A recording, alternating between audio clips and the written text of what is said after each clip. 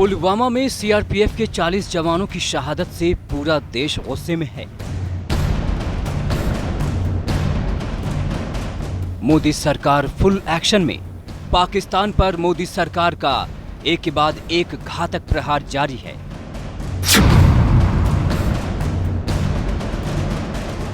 प्रहार नंबर 1, प्यासा मरेगा पाकिस्तान। पाकिस्तान को सबक सिखाने के लिए भारत ने बहुत बड़ा फैसला किया, पानी बंद करने का फैसला। इससे पाकिस्तान बूंद बूंद पानी के लिए तरसने पर मजबूर हो जाएगा।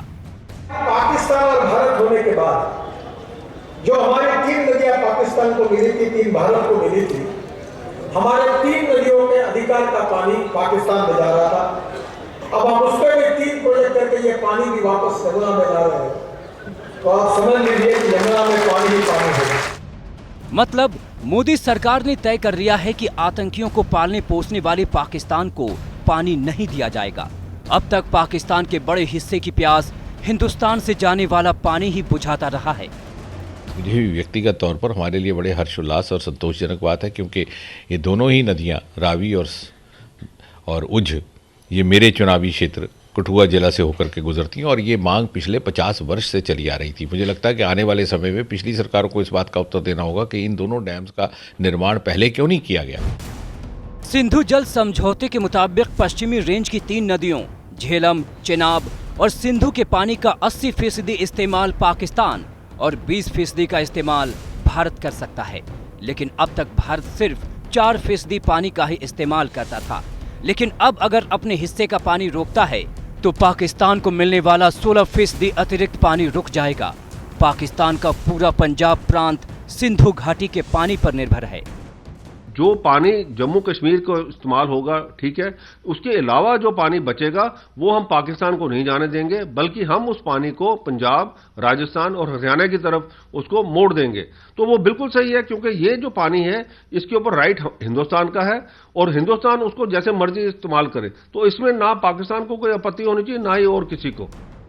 अब ये समझना भी जरूरी है कि भारत के पानी रोकने से पाकिस्तान का क्या हाल होगा। पाकिस्तान के पंजाब का बड़ा इलाका रेगिस्तान बन जाएगा। पाकिस्तान के बड़े हिस्से के लोग पानी की बूंद बूंद के लिए तरसेंगे। बिजली के लिए पाकिस्तान के बड़े हिस्से में हाहाकार मच जाएगा। पानी नहीं मिलने से पाकिस्तान में बिजली के कई प्रोजेक्ट बंद हो जाएंगे। पाकिस्तान के पंजाब में खेती का बड़ा हिस्सा पूरी तरह से चौपट हो जाएगा। इतना ही नहीं, अगर भारत ने पानी छोड़ दिया तो पाकिस्तान को भीषण बाढ़ से जूझना पड़ेगा। जो भी निर्णय एक के बाद एक लिए जा रहे हैं वो देश की जनता की देशभक्ति और उनकी राष्ट्रवादी भावना का सम्मान रखते हुए लिए जा रहे हैं। और निश्चय ही पिछली सरकारों का ऐसा दयावान रवैया रहा पाकिस्तान की ओर से कि अपने संसाधन और अपने रिसोर्सेज भी पाकिस्तान के दरवाजे पर ला करके खड़े कर दिए। हिंदुस्तान के पानी रोकने के फैसले से पाकिस्तान में हड़कंप मच गया है। सिंधु जल आयोग के उप प्रमुख शिराज मेमन का कहना है कि पानी रोकने को लेकर भारत की ओर से हमारे पास कोई जानकारी नहीं आई है। अगर ऐसा कुछ होता है तो ये गलत होगा। भारत में हमारे पानी को रोकने या मोड़ने की क्षमता नहीं है। इस्लामाबाद में बैठे हुक्मरान अच्छी तरह जानते हैं कि गर्मियों में पानी के लिए पाकिस्तान को कितना छटपटाना पड़ता है। अब भारत ने पाकिस्तान का पानी रोकने का ऐलान कर दिया है। ऐसे में पाकिस्तान के लोग हिसाब लगा रहे हैं कि अगर भारत से पानी नहीं आया तो जून जुलाई में उनका हाल क्या होगा।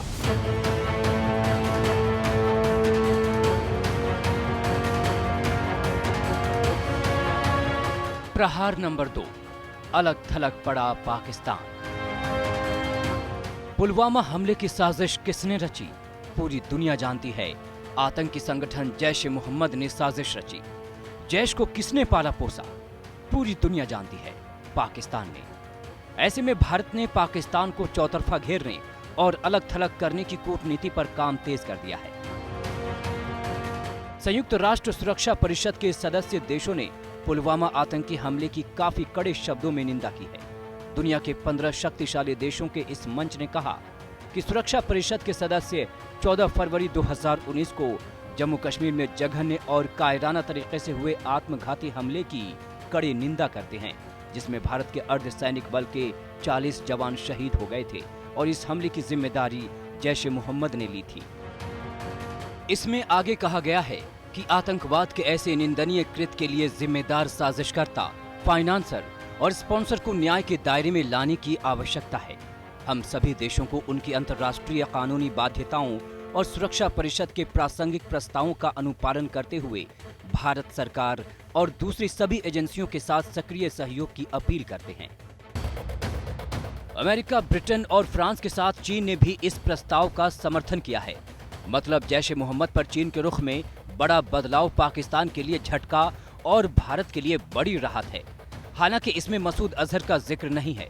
यूएनएससी ने आतंकवाद को अंतर्राष्ट्रीय शांति और सुरक्षा के लिए गंभीर खतरों में से एक बताया है। प्रहार नंबर 3, हाफिज सईद पर कसा शिकंजा। भारत की ठोस कूटनीति और कड़े रुख से पाकिस्तानी हुक्मरानों की बेचैनी बढ़ गई है। आनन फानन में गुरुवार को पाकिस्तान के प्रधानमंत्री इमरान खान ने राष्ट्रीय सुरक्षा समिति की बैठक की। इसमें जमातुद दावा और फलाह इंसानियत पर पूर्ण प्रतिबंध लगाने का आदेश दिया। ये दोनों ही संगठन मुंबई हमले के मास्टरमाइंड हाफिज सईद द्वारा चलाए जाते हैं। हाफिज दोनों संगठनों के जरिए करीब 300 धार्मिक शिक्षण संस्थान चलाता है। हाल ही में इन दोनों संगठनों पर बैन हटाया गया था। हाफिज इन्हीं दोनों संगठनों के नाम पर अपने आतंकी कारखाने के लिए फंड जुटाता है। ऐसे में इमरान सरकार ने जमातुद दावा और फलाह इंसानियत पर प्रतिबंध लगाकर दुनिया भर के देशों को संदेश देने की कोशिश की है कि इस्लामाबाद आतंकियों को कोई रियायत नहीं देता। प्रहार नंबर 4, अलगाववादियों से सुरक्षा वापस। मोदी सरकार साफ साफ संदेश दे रही है कि अब और नहीं सहेगा हिंदुस्तान।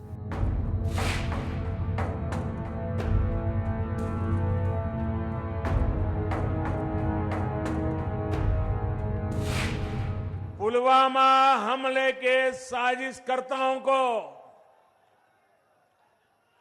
उनके किए की सजा जरूर मिलेगी और उनके आकाओं ने जो हैवानियत दिखाई है उसका पूरा हिसाब किया जाएगा। सरकार ने एक और कड़ा प्रहार करते हुए हुर्रियत के 18 नेताओं की सुरक्षा वापस ले ली है। इससे पहले 4 नेताओं की सुरक्षा छीनी गई थी। यानी अब तक हुर्रियत के 22 नेताओं की सरकारी सुरक्षा हटाई जा चुकी है।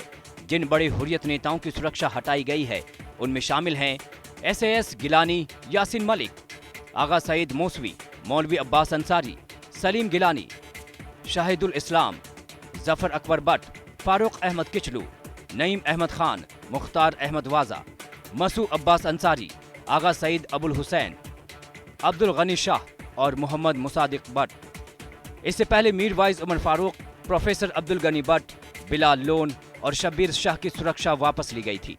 कि हुर्रियत कॉन्फ्रेंस के अलगाववादी नेता हों या कुछ पॉलिटिकल पार्टियों के वो नेता जो खाते हिंदुस्तान का हैं और गुनगाते पाकिस्तान का हैं, उनकी सुरक्षा हटा ली गई है। 1000 से ऊपर पुलिस के जवानों को वापस बुला लिया गया है। कश्मीर घाटी में आतंकियों से जरा भी सहानुभूति रखने वालों को सरकार ने सख्त संदेश दे दिया है कि अब खाएंगे हिंदुस्तान का और गाएंगे पाकिस्तान का, ये नहीं चलने वाला। तो सेना ने भी साफ साफ कह दिया है कि कश्मीर घाटी में जो भी बंदूक उठाएगा मारा जाएगा। प्रहार नंबर 5, पाकिस्तान के कारोबार पर बड़ी चोट। हिंदुस्तान के कारोबारियों ने साफ साफ कह दिया है कि अब आतंकिस्तान का कोई माल नहीं खरीदेंगे। न मेवा, न सेंधा नमक, न खाद, न सीमेंट। सरकार ने भी ऐलान कर दिया है कि आतंकिस्तान को वो मोस्ट फेवर्ड नेशन का दर्जा नहीं देगा। The most favored nation status which had been granted to Pakistan stands withdrawn. The Ministry of Commerce will issue the necessary communications in this regard. सिर्फ सरकार ही नहीं, किसान भी पाकिस्तान को सबक सिखाने के लिए तैयार हैं। MP के झाबुआ के किसानों ने तय किया है कि वो अपना टमाटर पाकिस्तान को नहीं भेजेंगे। हिंदुस्तान जिंदाबाद, हिंदुस्तान जिंदाबाद, पाकिस्तान मुर्दाबाद, पाकिस्तान मुर्दाबाद। हमारे मन में तो यही पीड़ा है कि जो हमारे 40 जवान आज शहीद हुए हैं। हम किसान हैं, हम टमाटर अन्न पैदा करते हैं। जो टमाटर हम पाकिस्तान को भेजते हैं वो पाकिस्तान वही टमाटर खा के हमारे जवानों को, नौजवानों को जो मार रहे हैं। यही हम तो हमारे गांव से एक एक जो यंग लड़का है ये चाहते हैं, अगर ये कोई हमको भर्ती करता है तो हम अपने छाती पे बम बांधकर और सारे पाकिस्तान में कूद के और पूरे पाकिस्तान को सफाया करना चाहते हैं। अब टमाटर आप पाकिस्तान को नहीं भेजेंगे? टमाटर हम पाकिस्तान को भेजेंगे और न किसी को भेजने देंगे। होशंगाबाद के कारोबारियों ने भी तय किया है कि पाकिस्तान से आने वाले मेवा और खजूर अब उनको नहीं चाहिए। इससे पाकिस्तान को सालाना 60 करोड़ रुपए मिल जाते थे। 2017-18 में भारत से पाकिस्तान को करीब 3500 करोड़ रुपए का कारोबार हुआ था। अगर ऐसे ही भारत की सख्ती जारी रही तो वो दिन दूर नहीं जब पाकिस्तान दाने दाने को मुहताज हो जाएगा। प्रहार नंबर 6। क्रिकेट में भी पाकिस्तान होगा bold. Nicely played again. Once again that short arm pull coming into effect. Bharat Pakistan के बीच मैच का इंतजार पूरी दुनिया के क्रिकेट दीवानों को रहता है। हर बॉल पर दर्शकों की सांसें ऊपर नीचे होती हैं। लेकिन जब जवानों की शहादत और पाकिस्तान के धोखे की बात आई तो हमारे क्रिकेटर भी बोलने लगे कि ऐसे कैसे खेल लेंगे पाकिस्तान से।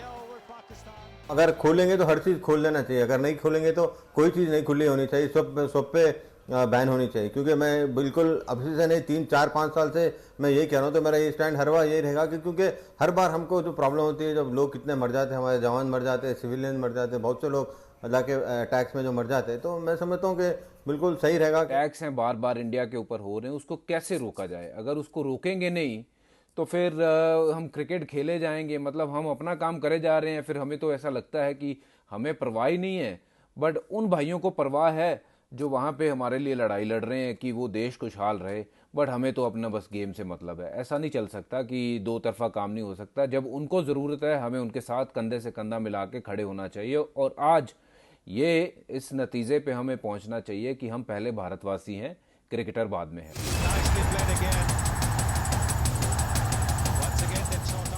खिलाड़ी कहने लगे कि पाकिस्तान से वर्ल्ड कप ना खेले हिंदुस्तान, तो अब बीसीसीआई ने भी पाकिस्तान को इससे बाहर करने का प्लान बना लिया है। खबरों के मुताबिक बीसीसीआई पाकिस्तान को वर्ल्ड कप से बाहर करने के लिए आईसीसी पर दबाव बनाएगी। हालांकि इस पर आखिरी फैसला लेने से पहले विनोद राय की अगुवाई वाला सीओए सरकार से इसके लिए इजाजत लेगा। हालांकि टीम इंडिया के कप्तान रहे सुनील गावस्कर इस मुद्दे पर थोड़ी अलग राय रखते हैं। They can try, but it will not happen. In a multi-country event, it's only India, that is the Indian cricket team, that's going to lose by not playing against them. I'm not asking for words, I'm asking for the action to be taken. Because he said that India should take the first step and Pakistan will take 2 steps. In fact, I'm saying, let Pakistan take that first step. And then look at the steps India will take, friendly steps. हम सब जानते हैं। अब बात पाकिस्तान की, जो देश घोड़े गधे बेचकर अपनी जिंदगी गुजार रहा हो, जो देश पाई पाई के लिए तरस रहा हो, उसके लिए क्रिकेट से चंद रुपए ही एक बड़ा सहारा है। नवंबर 2014 और दिसंबर 2015 में 2 सीरीज जब भारत ने नहीं खेला तो पाकिस्तान क्रिकेट बोर्ड ने माना कि उसको करीब 500 करोड़ रुपए का घाटा हुआ था। अभी हिंदुस्तान को बॉल और बल्ला नहीं बल्कि पाकिस्तान का आतंकी बम दिख रहा है। प्रहार नंबर 7। बॉलीवुड में पाकिस्तानी कलाकारों की नो एंट्री। पाकिस्तान के इन कलाकारों, गायकों, संगीतकारों की दौलत और शोहरत हिंदुस्तान के करोड़ों लोगों की इनायत पर टिकी है, लेकिन इनका मुल्क है कि इसके एवज में भारत के ही सीने में खंजर घोंपता है। इसलिए बॉलीवुड में ये आवाज उठने लगी कि अब पाकिस्तान का यहाँ भी हुक्का पानी बंद होना ही था। इवेंचुअली उस वक्त लोगों को लग रहा था कि रीजंस कुछ और हैं ये सब बात करने के, बट ऑनेस्टली जो आज फील कर रहे हैं वो तभी वही फील किया था। और today also this is our way of showing कि हम सब साथ हैं, हम सब साथ खड़े हैं। But the mood जो है is obviously towards what is the tragedy which has happened. So the focus is of course there, and as Ajay said that we are all, you know, with the country, with the soldiers. अगर बॉलीवुड में भी पाकिस्तानी कलाकारों की no entry का board लग गया तो पाकिस्तान ने शोहरत और पैसा कमाने मुंबई आए कई कलाकार भूखे मरने पर मजबूर हो जाएंगे। प्रहार नंबर 8। पाकिस्तान में नहीं रिलीज होगी बॉलीवुड फिल्में। हाल फिलहाल में 6 फिल्में रिलीज हो रही हैं। टोटल धमाल, मिलन टॉकीज, भारत, केसरी, मेंटल है क्या और बदला। इससे बड़ा कमीना मैंने आज तक नहीं देखा। पाकिस्तान की फिल्म इंडस्ट्री डर रही है कि अगर बॉलीवुड ने अपना दरवाजा उसके मुंह पर बंद कर दिया तो उसकी कमाई 1/3 भी नहीं बचेगी। बैन होना ही चाहिए जिस तरह की स्थिति है। जब स्थिति बेहतर हो जाएगी तो हम भी अपने बाहें फैला लेंगे। साफ है कि हिंदुस्तान पाकिस्तान की चमक दमक के लिए अपने जवानों की लाश उठाकर अब नहीं घूमेगा। मतलब आतंकियों को पालने वाले पाकिस्तान पर सिर्फ सरकार ने ही नहीं, आम आदमी, कारोबारियों और बॉलीवुड ने भी अपनी नजरें तिरछी कर ली हैं।